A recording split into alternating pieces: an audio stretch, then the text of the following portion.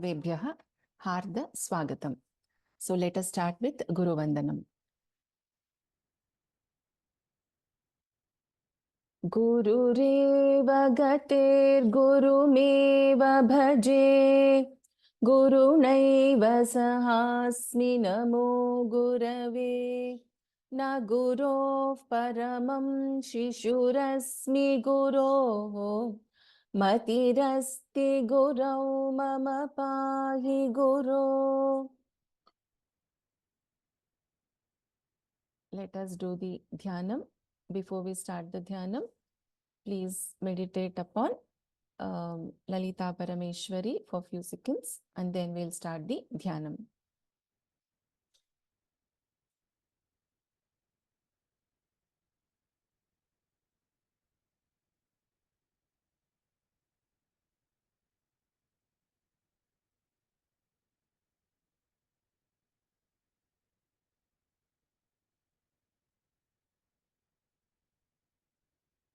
सिन्दूरारुणविग्रहान् त्रिनयनां माणिक्यमौलिस्फुरत् तारानायकशेखरां स्मितमुखीमापीनवक्षोरुहाम् पाणिभ्यामलिपूर्णरत्नचषकं रक्तोत्पलं बिभ्रतीम् सौम्यां रत्नघटस्थरक्तचरणां ध्यायेत् परामम्बिकाम् अरुणाङ्करुणातरङ्गिताक्षीं धृतपाशाङ्कुशपुष्पबाणचापाम् अणिमादिभिरावृतां मयूखैः अहमित्येव विभावये भवानीं ध्यायेत् पद्मासनस्थां विकसितवदनां पद्मपत्रायताक्षीं हेमाभां पीतवस्त्रां करकलितलसद्धेमपद्मां वराङ्गीं सर्वालङ्कारयुक्तां सततमभयदां भक्तनम्रां भवानीं श्रीविद्यां शान्तमूर्तिं सकलसुरनुतां सर्वसम्पत्प्रदात्रीं सकुङ्कुमविलेपनामलिकचुम्बिकस्तूरिकां समन्दहसिते क्षणां सशरचापपाशाङ्कुशाम् अशेषजनमोहिनीमरुणमाल्य भूषाम्बरां जपाकुसुमभासुरान् जपविधौ स्मरेदम्बिकाम्. श्रीमात्रे नमः. श्रीमाता श्रीमहाराज्ञी श्रीमत्सिंहासनेश्वरी चिदग्निकुण्डसम्भूता देवकार्यसमुद्यता उद्यद्भानुसहस्राभा चतुर्बाहुसमन्विता रागस्वरूपपाषाढ्या क्रोधाकाराङ्कुशोज्ज्वला मनोरूपेक्षुकोदण्डा पञ्चतन्मात्रसायका निजारुणप्रभापूरमज्जद्ब्रह्माण्डमण्डला. So let us move to the 101st verse. I request the attendees to raise hands for chanting. At the end of the class, I will teach new verses today.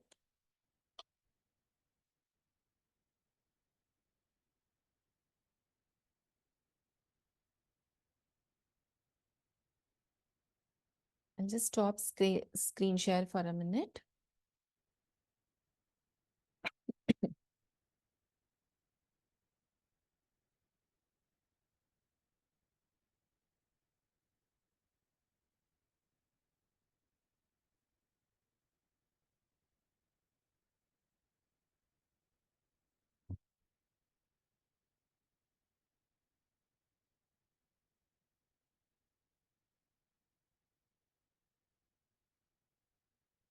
Sai Smriti, you're able to see the screen?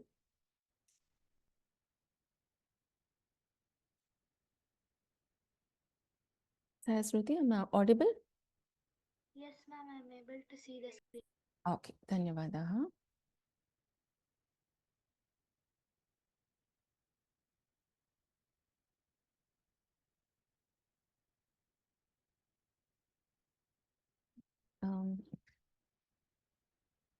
Sai Smriti, can you chant the 101st verse?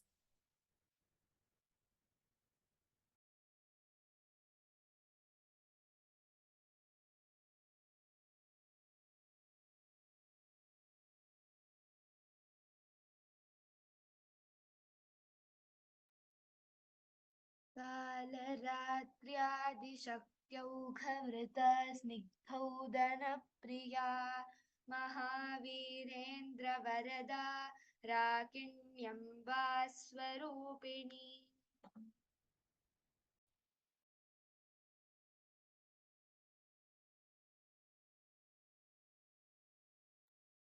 Ma'am, you are in mute.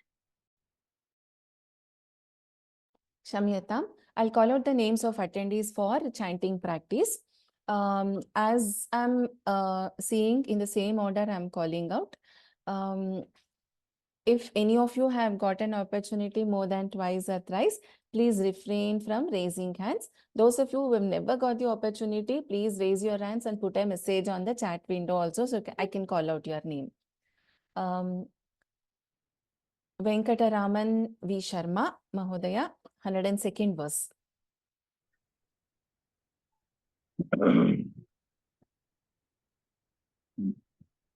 Manipurabja Nilaya Vadanatraya Samyuta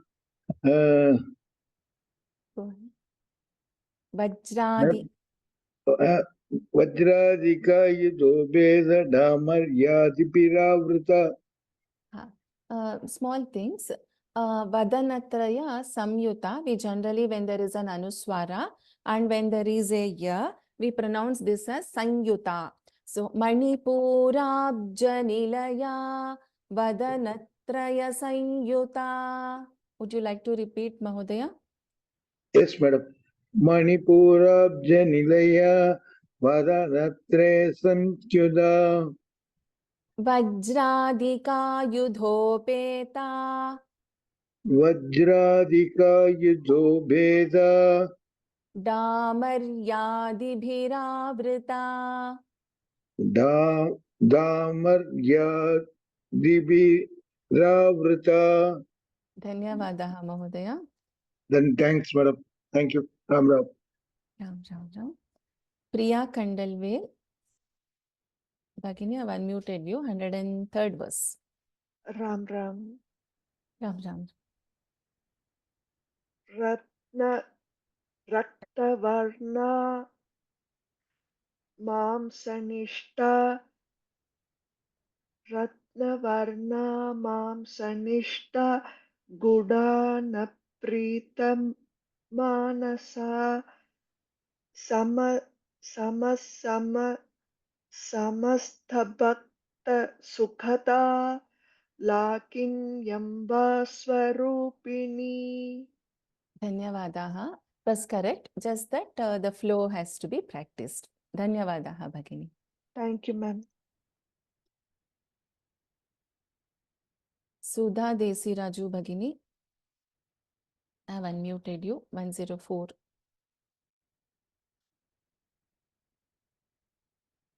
Sudha Desi Raju, Bhagini. Yeah, namaste, madam. Namaste. Swadhisthanaambujagata Cheturvaktra Manohara Shuladhyayudha Sampanna ना पीतवर्णातिगर्विता। धन्यवादः। धन्यवादः। हेमा भगिनी,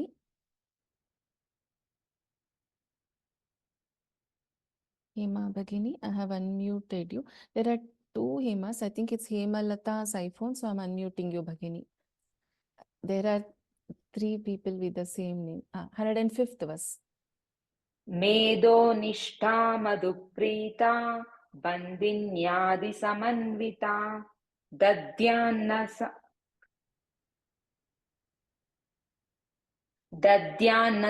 हृदया काकिनी रूपधारिणी दद्यन्नासक्त हृदया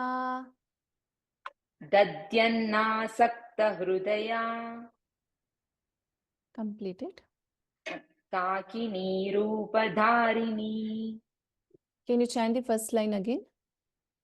मेदो निष्ठा मधुप्रीता बन्दिन्यादि समन्विता Dhanyavada. दद्यन्नासक्त हृदया काकिनी रूपधारिणी. Yeah, then thank you, ma'am. Dhanyavadaha. Vatsala Krishnamani, 106. Yes, ma'am. मूलाधारां भुजारूढा पञ्चवक्त्रास्थि समस्थिता अंकुशादिप्रहरणा वरदादिनिषेविता. Second Padam Bhagini, Panchavaktrasthi Samsthita. पञ्चवक्त्रास्थि संस्थिता. Dhanyavadaha. धन्यवादः.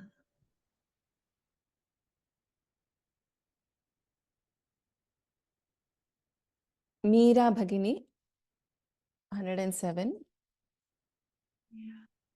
Ram Ram. Ram Ram Ram. Mudgaudanasa Saginyam Baswarupini Ajna Chakrabja Nilaya Shuklavarna Shadanana. Bhagini, if you don't mind, can you chant again, please? Mudgaudanasa Chitta Saginyam Baswarupini Ajna Chakrabja Nilaya Shuklavarna Shadanana. Uttamam. Just in this Agnya Chakrabja Nilaya, Ya should be little more Dirgha. That's it. Okay. Ram Ram. Dhanyavada. Ram Ram Ram. MVL Madhubala Bhagini, 108. Ram Ram Ram नमस्ते madam. Namaste. मज्जा संस्था हंसवती मुख्य शक्ति समन्विता चित्रान्नैक रसिका आकिनी रूपधारिणी. Uttamam. Only the first word, Bhagini. मज्जा संस्था. Once again. मज्जा संस्था. Tha should be Mahaprana. संस्था. Samstha. मज्जा संस्था. Tha, little more stress. मज्जा संस्था. Correct. And Okay. Dirgha. Yes. मज्जा संस्था हंसवती मुख्य शक्ति समन्विता Complete. हरिद्रान्नैक रसिका आकिनी रूपधारिणी. Dhanyavadaha. Thank you, ma'am. धन्यवाद. Anuja Nagarajan, 109.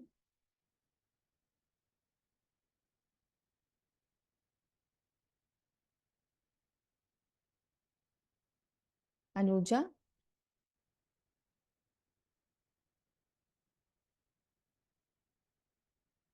Okay. Vani Bhagini, 109.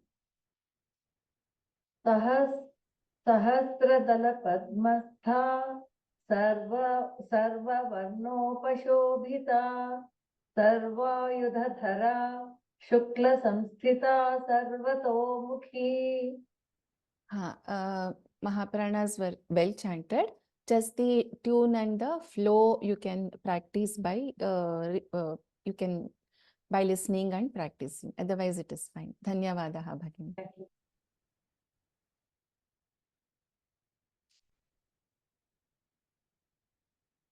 Satish Desai Mahodaya, 110. Shamyatam, I think 110 verse there. Just 1 minute. Let me just reshare the screen. Satish Mahodaya, give me 1 minute.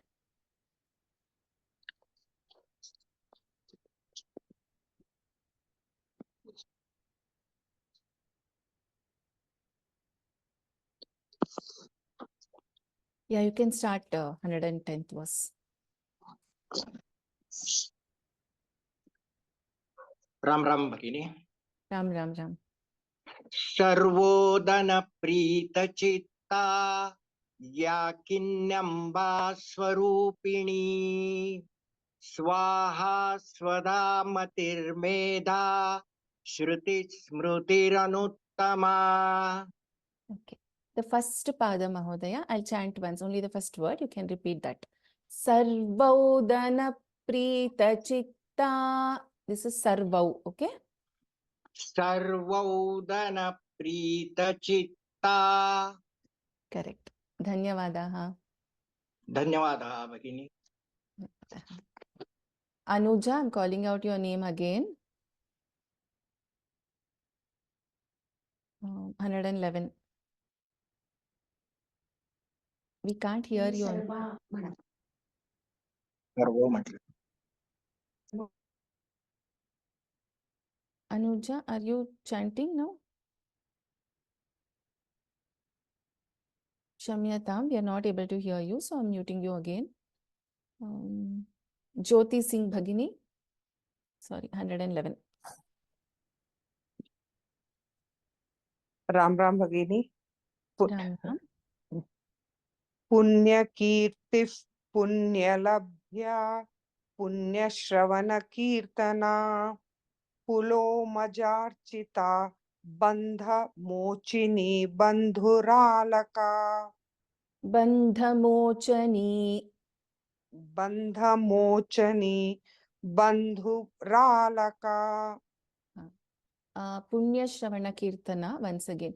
Punya Shravana Kirtana. पुण्यश्रवणकीर्तना. Dhanyavadaha. धन्यवाद guruji. Dhanyavadaha Bhagini. Jayanti Vaidya, 112.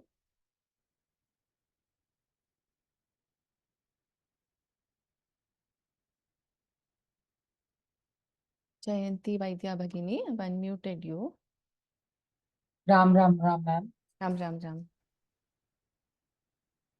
विमर्शरूपिणी Vidya वियदादि जगत्प्रसूः सर्वव्याधिप्रशमनी सर्वमृत्युनिवारिणी. The second line Bhagini, the first part, second line, that is which we call it as third padam. Sarvavyadhi prashamani. So here, Sarvavyadhi. Dha is Mahaprana. Can you repeat this? Sarvavyadhi jagatprasuhu. This one. No. Sorry, ma'am. Sarvavyadhi prashamani. Sarvavyadhi prashamani. Sarvavyadhi prashamani. So what happens is, again, it's for the benefit of all, not just for Bhagini's, Jayanti Vaidya Bhagini. So Sarvavyadhi prashamani. So for pa, again, there is a dvitvam.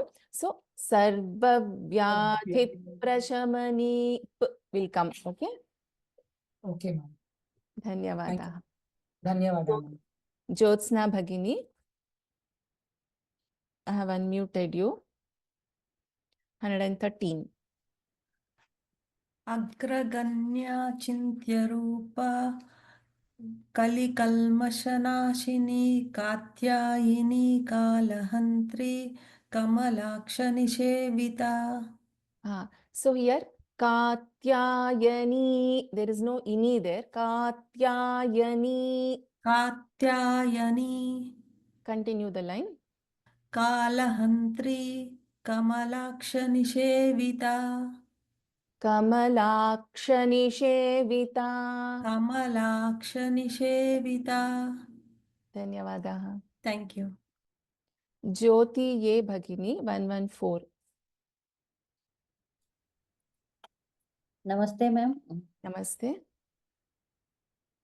ताम्बूलपूरितमुखी दाडिमी कुसुमप्रभा Mrigakshi मोहिनी मुख्या Mridani मित्ररूपिणी. Uttamam, just one observation, Bhagini. The way when we chant, for example, in Purita Mukhi, okay? Pu is a dirgha, ri there is a hrasva. In pu there is a u dirgha. In Purita ra, ri, ra plus e, there is a hrasva, which is a short vowel, ra plus a short vowel. So wherever there is a long vowel, we have to prolong it, yes, but not very long, okay? So, Tambula Purita Mukhi, that's all. Mukhi, we do not prolong it, double. So, Okay. Tambula Purita Mukhi, Dadimi Kusuma Prabha, Prabha, that's all. Prabha is not required. So, we Okay. have to observe that part always. Okay, ma'am. Thank you, ma'am. Dhanyavadaha. Kamala Shankar Bhagini 115. Ram Ram Ram भगिनी. Ram Ram Ram. नित्यतृप्ता भक्तनिधिर्नियन्त्री निखिलेश्वरी मैत्र्यादिवासना लभ्या महाप्रलयसाक्षिणी. Dhanyavadaha. धन्यवाद Venkataramanila भगिनी. Mahodaya. I have unmuted you. Yeah. Ram. 116. Yeah. Parashakti परानिष्ठा प्रज्ञानघनरूपिणी माध्वीपानलसा Matta मातृकावर्णरूपिणी. Dhanyavadaha Mahodaya. धन्यवाद.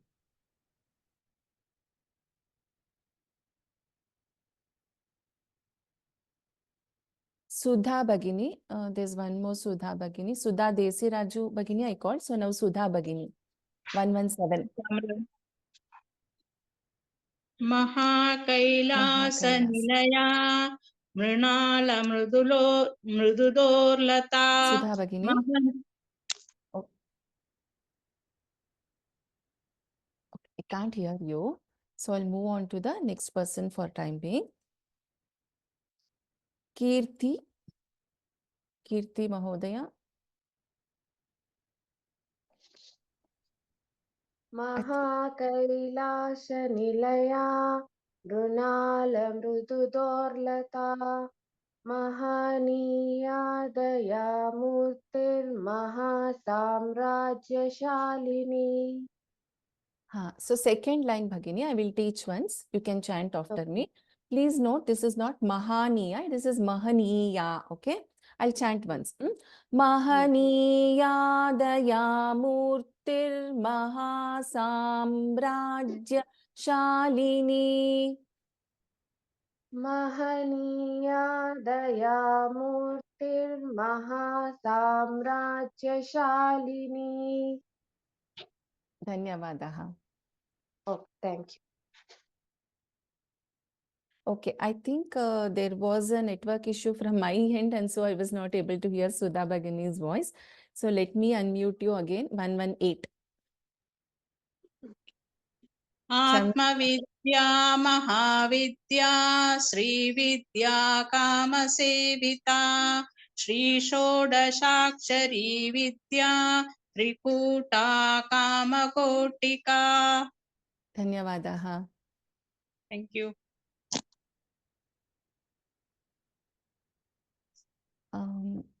Hema Bagini. I think I called Hema's iPhone.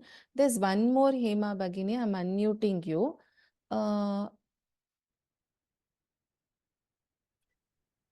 Okay. Yes, Namaste. you can chant 119. कटाक्ष किङ्करीभूता कमलाकोटि सेविता स्थिरस्तथा चन्द्रनिभा बालस्तेन्द्रधनुप्रभा. I will chant once, Bhagini. You can repeat after me. Just note, in first line, we should not take a pause. As far as possible, we have to chant this as a one word, because it's one name of Devi. Okay, and in the second line, Shirasthita, first tha in Shirasthita is a Mahaprana, second one is a Alpaprana, and Bha is a Mahaprana in Chandranibha, and again in Bha is a Mahaprana, Bhalasthendra, Tha is a Mahaprana, Dhanu, Dha is a Mahaprana. In Bhalasthendra, Dra, Da is an Alpaprana. The last letter Bha is also Mahaprana. So I'll chant once, you can repeat after me. Okay. कटाक्ष किङ्करीभूत कमला कोटि सेविता कटाक्ष किङ्करीभूत कमलाकोटि सेविता शिरस्थिता चन्द्रनिभा स्थिरस्थिता चन्द्रनिभा भालस्थेन्द्रधनुः प्रभा बालस्तेन्द्रधनुप्रभा. Dhanyavadaha. So after Dhanu, there is a Visarga and Pa is there, which is a Upadhvaniya. So Dhanu Prabha, it will become. Dhanuprabha. Dhanyavadaha, Bhagini. Dhanyavad.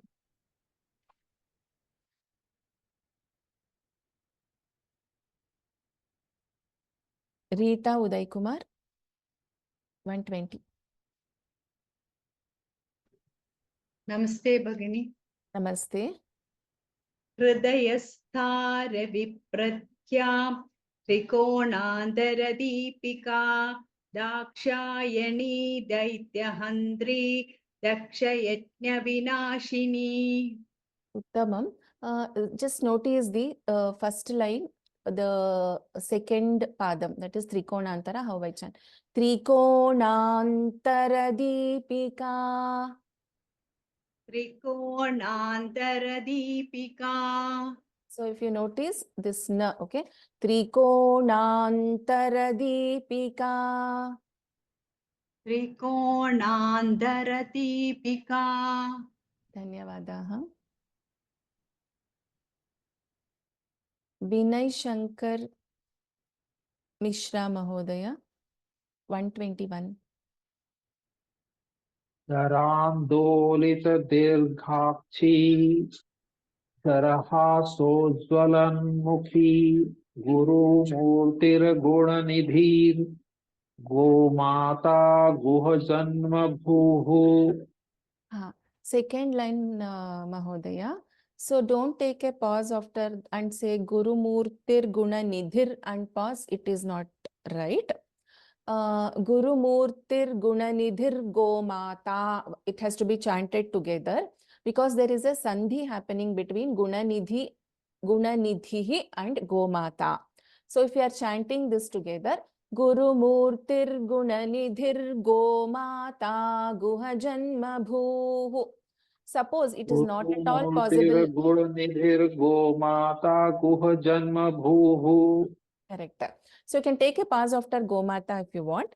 And suppose it is very difficult for us to chant this together, we can take a pause after Gunanidhir, but not, we should not chant it as Gunanidhir, we should chant it as Gunanidhihi and then Gomata.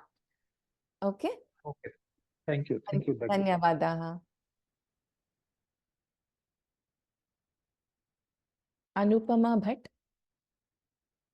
126, 122.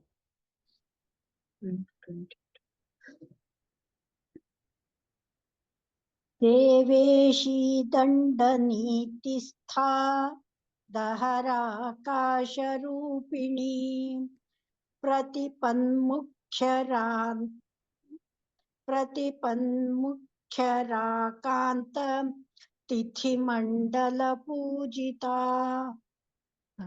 Second line. Pratipanmukhyarakantatithimandala-pujita. Together. Would you like to try? Yes. प्रतिपन्मुख्यराकान्ततिथिमण्डलपूजिता धन्यवादाः. धन्यवादः.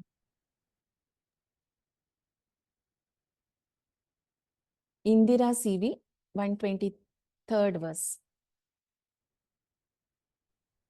नमस्ते madam. Namaste. कलात्मिका कलानाथ काव्यालापविनोदिनी सचामररमावाणि सव्यदक्षिणसेविता. Second line, Vani is a Dirgha and we should not take a pass. So, Sachamara Vani Savya Dakshina Sevita. Would you like to repeat? सचामररमावाणि सव्यदक्षिणसेविता. Dhanyavadaha. धन्यवादः. Anuradhika Bhatt Bhagini, 124.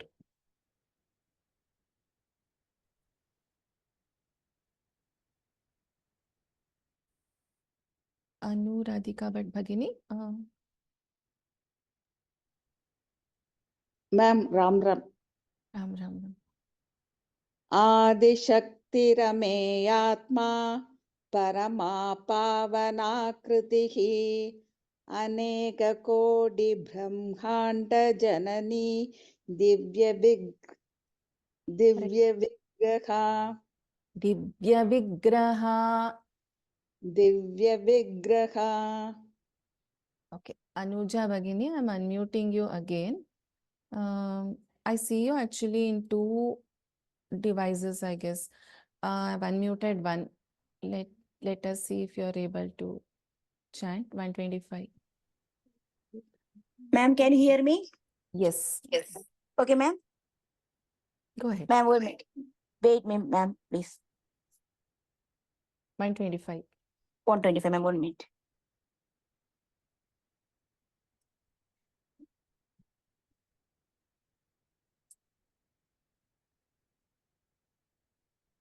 Namaste, Bhagini.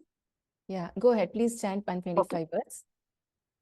क्लींकारी केवला गुह्या कैवल्यपददायिनी त्रिपुरा त्रिजगद्वन्द्या त्रिमूर्ति त्रिदशेश्वरी.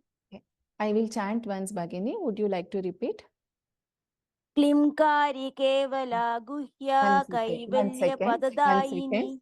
One second. I will chant once, okay? You can chant Okay, off. ma'am. Klinkari kevala guhya. क्लींकारी केवला गुह्या. Listen once again and observe. It's kli dirgha, okay? Klinka dirgha. Ri is also dirgha, okay? Klinkari. क्लींकारी Kevala guhya. केवला गुह्या. Kaivalya padadayini. कैवल्यपददायिनी. Tripura. Tripura Trijagadvandya. त्रिजगद्वन्द्या. Trimurtis Tridasheshwari. त्रिमूर्तिस्त्रिदशेश्वरी. Dhanyavadaha. Shall I try one more time? Yeah, sure. क्लींकारी केवला गुह्या कैवल्यपददायिनी Tripura त्रिजगद्वन्द्या त्रिमूर्तिस्त्रिदशेश्वरी. Tamam. The first word, Bhagini, it's not clean, it is clean. It's ka kha ga gha na. Okay. Klinkari. क्लींकारी. Not Clean is wrong. Okay. Klinkari. क्लींकारी. So we should not. Dhanyavadaha, Anuja Bhagini. So again, for the benefit of all, So here it is Klinkari. There is no anuswara is not there. Klinkari is the right pronunciation. Let me call out the next person.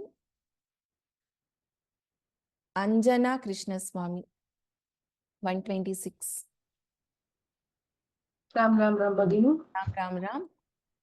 Trakshari Divyagandhadya Sindura Tilakanchita Uma Shailendra Tanaya Gauri Gandharva Sevita.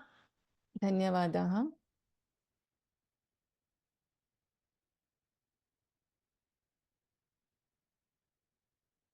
Ashish Mahodaya, 127. Vishwagarbha Swarnagarbha Varadavaga Vagadhishwari Dhyanagambya Parichedya Jnanada Vigraha. Tamam. The second line I'll chant once. Dhyanagamya parichedya jnanada jnana vigraha. Dhyanagambya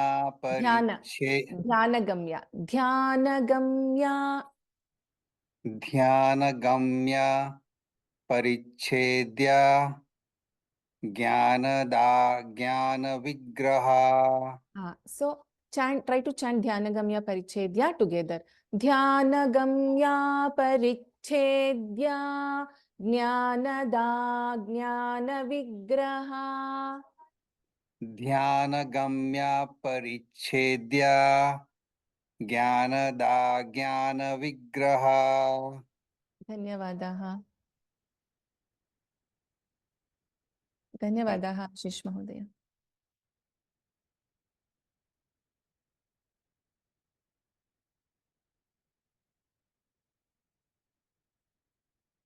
Shantam, let me just call out.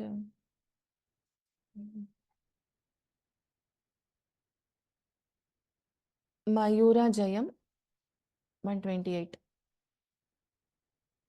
Mayura. Yeah, can you hear me? Yes. Sarva Vedanta Samvedya Satyananda Swarupini Lopamuddarchita Leela Klipta Brahmanda Mandala. Second line. Lopamuddarchita Leela Klipta Brahmanda Mandala. Lopamuddarchita Leela Klipta Brahmanda Mandala. Yeah, so here after Klipta, this ba is getting doubled. So Leela Klipta Brahmanda Mandala. Leela Klipta Brahmanda Mandala. So there is a ba which is coming twice here. Leela Klipta Brahmanda Mandala. Ib sound will come there. Leela Klipta Brahmanda Mandala. Like you got it, little more stress you can put. You can practice that. Dhanyavadaha Bhagini. Thank you. Shri Mahodaya, 129.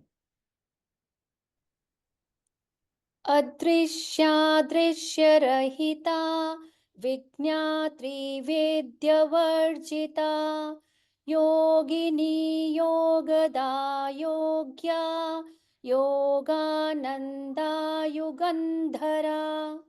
Tamam, Dhanyavadaha.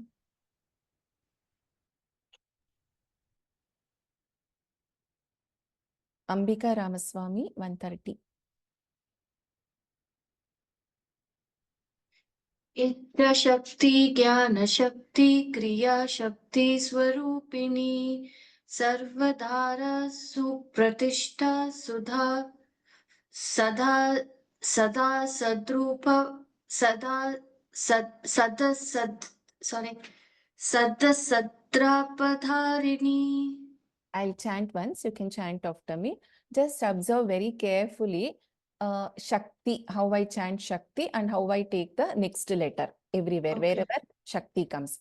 And also, of course, second line. Ichha Shakti Jnana Shakti Kriya Shakti Swarupini.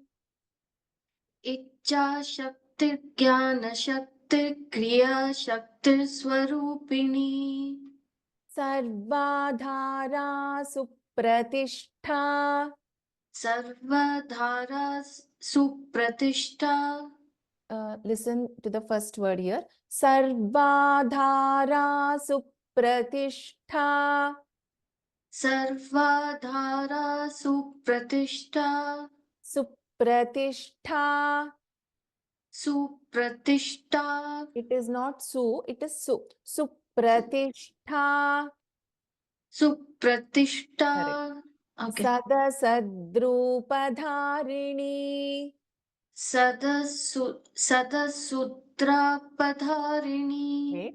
Sadasadrupadharini.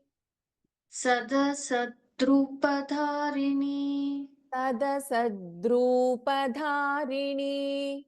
सदसद्रूपधारिणी Dhanyavadaha. Thank you. Bhavana Ragothaman.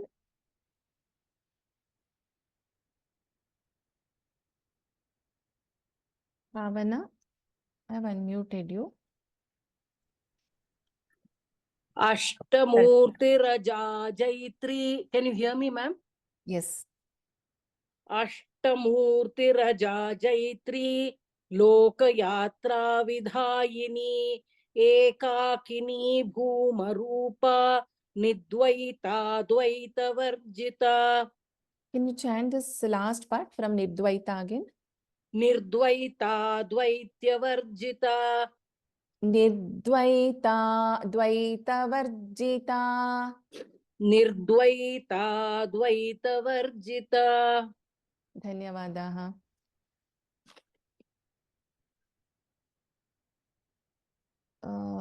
So there is a question regarding clean kari or clean kari. There is no ma is not there. It is clean kari. This is about the previous verse. Since there is a question, I am trying to clarify it. It is not clean kari. It is clean kari. I hope it is clear now. Let me call out few more names and then I'll start the new verses.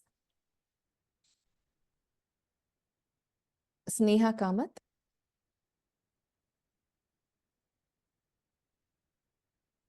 Sneha Kamath Bagini, 132. Can you hear me, Akka? Yes, I can. Yeah. Hariom. Hariom. 132, no? Yes. Annada Vasudha. Annada Vasudha Vriddha Brahmatmaikasvarupini Brahmati Brahmani Brahmi Brahmananda Balipriya. Uttama Prayatnam. Just a couple of small things. Annada Vasudha Vriddha. Can you chant? Yeah. Annada Vasudha Vriddha. Correct. So in this, Brahmatmaikya Swarupini. Brahmatmaikya Swarupini. And here it is Brihati, okay? Brihati Brahmani Brahmi. Brihati Brahmani Brahmi. Brahmananda Balipriya. Brahmananda Balipriya. Dhanyavadaha. Thank you. Neetu Razdan Bhagini, 133. Pranam, ma'am. Namaste. 130. Pashatpa Brahatsena Bhava Bhava Vivarjita Sukharadhya Shubhankari Shobhana Sulabhagatihi. This second word in second line is Shubhakari. Can I chant again, ma'am? Second line, yes. Start from Sukharadhya. Sukharadhya Shubhakari Shobhana Sulabhap Gatihi. Dhanyavadaha, Neetu Bhagini. Kamakshi Sukumar. Kamakshi Sukumar Bhagini, I have unmuted you. 134.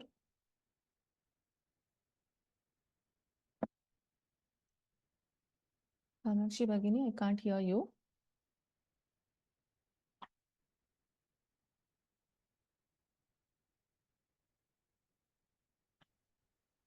Yeah, go ahead. I have unmuted you again.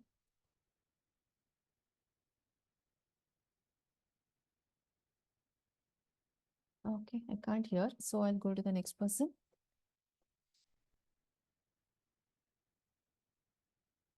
Kana Krishnaswamy. 134. Thank you so much, Vigni. Raja Rajeshwari Rajyadayini Rajya Vallabha Rajat Kripa Rajapita. Correct. Rajapithani. Continue. Rajat Kripa Rajapithani Vesh. I'm sorry for that. No problem. I will chant once, you can repeat after. Okay. Raja Rajeshwari. Raja Rajeshwari. Rajyadayini. Rajyadayini. Rajyavallabha. Rajyavallabha. Rajatkrupa. Rajatkripa. Rajapitha Niveshita Nijashrita. Rajapita Niveshita Nijashrita. Dhanyavadaha. Thanks, thank you so much. Kamakshi Sukumar Bhagini, I see you that you're unmuted. Yes, ma'am. Yes, Uh, ma'am. Namaste, ma'am. Namaste. Would you like to try 135? Yes. Yes. 135, ma'am. Yes. I chant, ma'am. Yes, please go ahead. Rajalakshmi Koshanata Chaduranga Baleshwari Samrajyadayini Satya Sanda Sakaramekala. Okay. Good try. Just a couple of small things. Rajya Yes, Lakshmi, there is a Visarga and then we have Ka. So whenever it is like this, Rajya Lakshmi Koshanatha. So we don't chant the full Visarga, but Rajya Lakshmi Koshanatha. Rajalakshmi Koshanatha Chaduranga Baleshwari Samrajya. Wait. Chaturanga. Ta. Okay. Chaturanga Baleshwari. Chaduranga Baleshwari Samrajyadayini. Samrajyadayini Satyasandha. Satyasandha Sagaramekhala. Sakaramekala. Can I chant together, ma'am? Yeah, you can try. Rajalakshmi Koshanatha Chaduranga Baleshwari Samrajyadayini Satya Sandhya Sakaramekala. Satyasandha Sagaramekhala. Satyasandha Sakaramekala. Satyasandha Satyasandha Sagaramekhala. Satyasandha Sakaramekala. So what you can do, Bhagini, you can listen to the recording or the first class where there is Okay, the ma'am. pronunciation tips given. So in that you Okay, can ma'am. notice this, how do we chant when there is a Visarga and then Ka or Kha, Visarga and Pa or Pha, etc. Okay? Okay, today only joined, ma'am. Yeah, I got to know. That's why I told you about the first class. So the first, Okay, ma'am. first two classes you can refer. There is Okay, ma'am. there is pronunciation tips. So you would be able to understand why, what we are chanting then. Okay. The Thank you, ma'am. recording will be available on course page and YouTube also. Thank you, ma'am. Dhanyavada.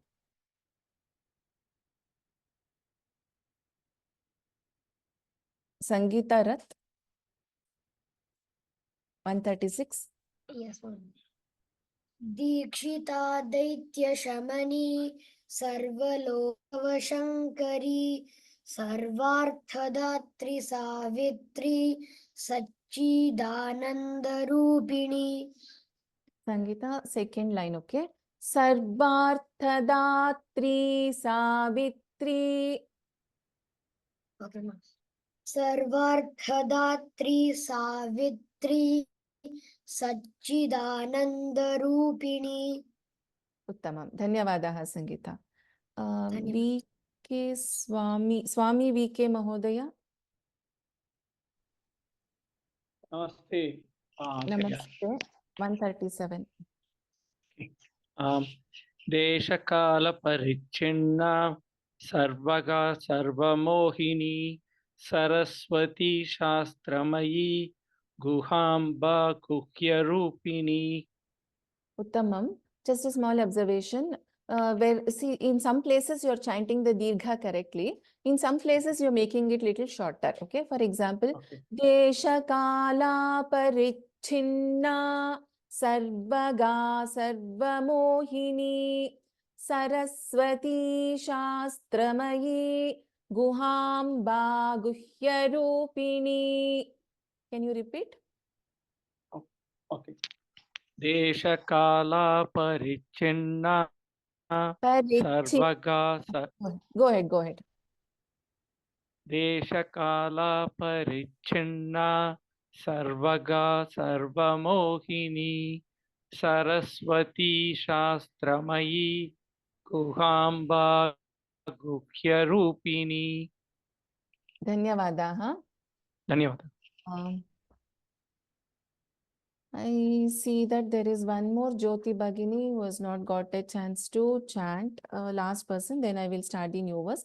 I can see one Jyoti Bhagini. I am unmuting you. 139. Yes, Bhagini. Yeah. Kulotirna. Yeah. Namaskaram. Namaskaram. Kulotirna bhagaradhya Maya madhumati mahi Ganamba guhyakaradhya Komalangi gurupriya. Dhanyavadaha, Jyoti Bhagini. I'll just call out one more person and then I'll move on to the. Let me see whom I have not called out.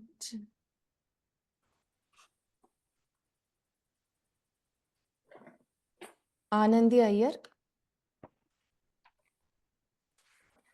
140.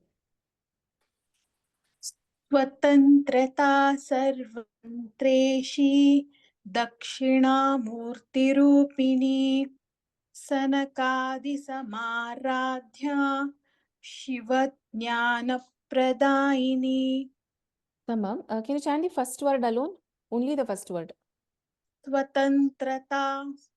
No. Swatantra sarvatantreshi. स्वतंत्रा सर्वतंत्रेशी दक्षिणामूर्तिरूपिणी. Thank you, ma'am, for correcting. Dhanyavadaha. Thank you. Let me just move to the 171st verse quickly.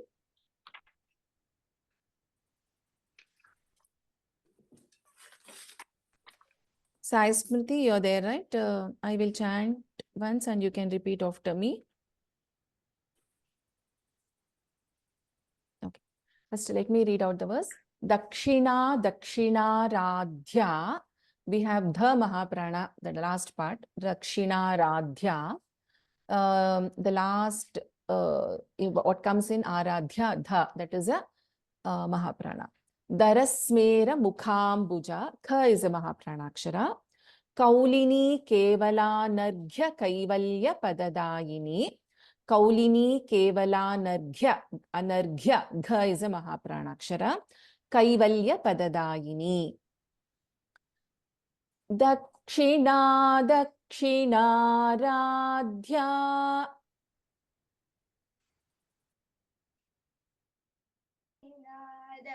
Dakshinaradhya, Dakshinaradhya, Darasmera Mukhambuja.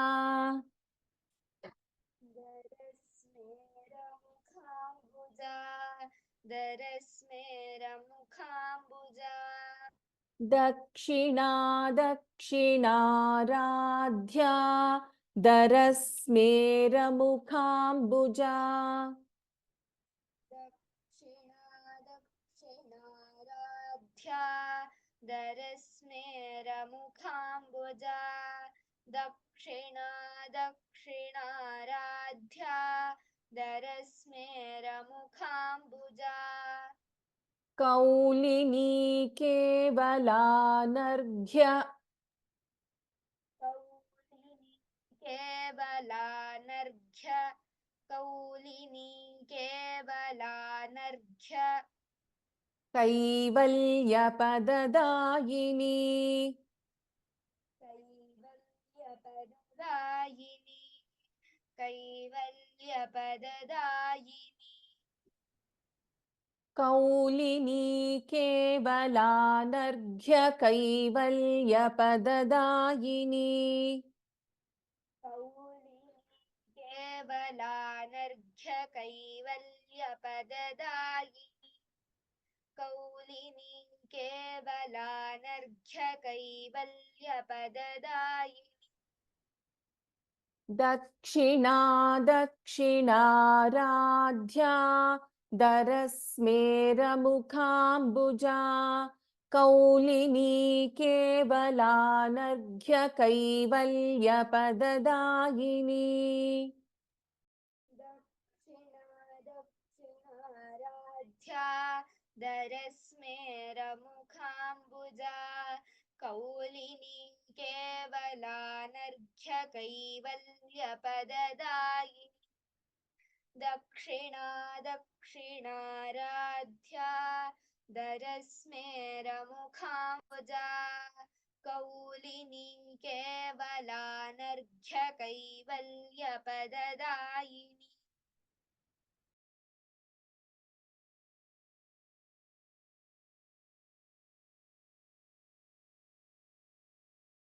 Shamyatam. Stotra Priya Stutimati Shruti Samstuta Vaibhava. In Vaibhava, Bha is a Mahapranakshara.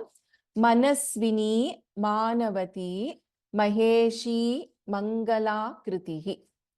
Stotra Priya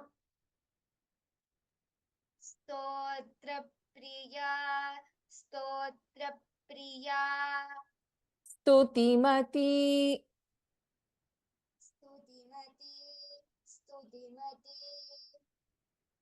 Shruti Samstuta Vaibhava.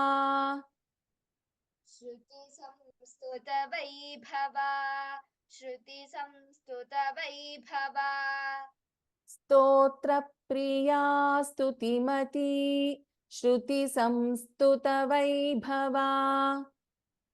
Stotra Priya Stutimati, Shruti Samstuta Vaibhava, Stotra Priya Stutimati, Shruti Samstuta Vaibhava, Manasvini Manavati Manasvini Manavati, Manasvini Manavati, Maheshi Mangalakritihi. Maheshi Mangalakritihi, Maheshi Mangalakritihi, Manasvini Manavati Maheshi Mangalakritihi. Manasvini Manavati, Maheshi Mangalakritihi, Manasvini Manavati, Maheshi मङ्गलाकृतिः स्तोत्रप्रिया स्तुतिमती श्रुतिसंस्तुतवैभवा Manaswini Manvati Maheshi मङ्गलाकृतिः स्तोत्रप्रिया स्तुतिमती श्रुतिसंस्तुतवैभवा Manaswini Manvati Maheshi मङ्गलाकृतिः स्तोत्रप्रिया स्तुतिमती श्रुतिसंस्तुतवैभवा Manaswini Manvati Maheshi मङ्गलाकृतिः Tamam. So let me just tell you the names in the these shlokas. Dakshina Radhya is one name. In 171 first verse I'm talking about. There are two names in the first line, which is Dakshina Radhya and Darasmera Mukhambuja. And in the second line we have Kaulini Kevala is one name. Anarghya Kaivalya Padadaini is another name. If you split this, Kaulini Kevala is one name. Anarghya Kaivalya Padadaini is the second name. However, the second line, we are going to chant this together. Okay. In the next verse, 172, Stotra Priya, Stutimati, Shruti, Samstuta, Vaibhava, 3 names. And in the second line, we have 4 names. So in this verse, it is 7 names. So with this, we will stop here today.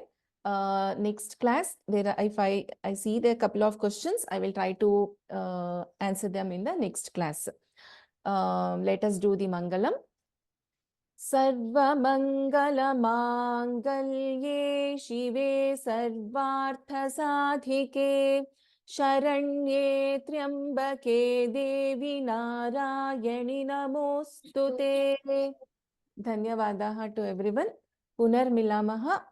Let us meet on Friday. ಧನ್ಯವಾದ